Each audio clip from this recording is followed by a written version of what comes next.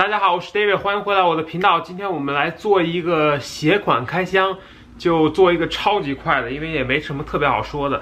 那就是这双鞋 Easy 700，我们看一下鞋标，鞋标写的是 Easy Boost 700 V2， 就是第二代，然后 5.5 号。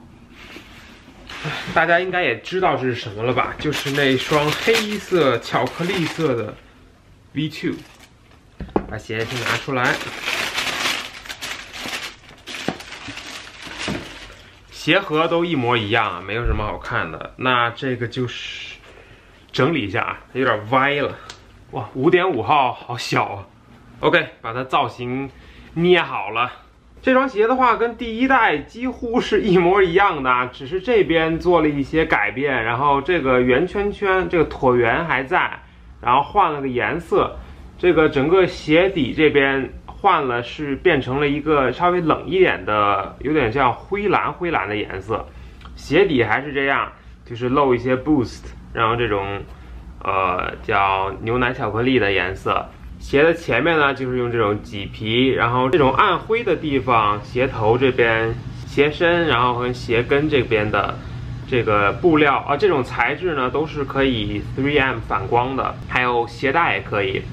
然后深色的话，这种灰的地方就是这叫什么 mesh 网布的这种材料，还有两边。其他的话，鞋底上面这层皮子的话是软的皮革，皮革在上面这边这个巧克力色的地方呢，就变成了也是像前面一样的是麂皮的。那这只鞋也就没有什么好说的了。那现在 Easy 出的每双都长得差不多。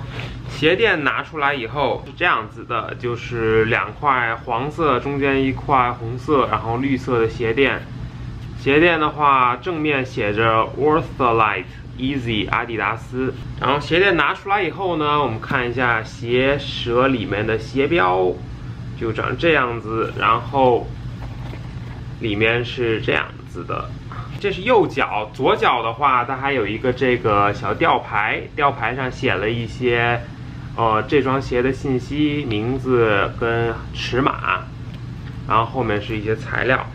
这个吊牌啊，这个吊牌里面还有那种，这东西叫什么来的？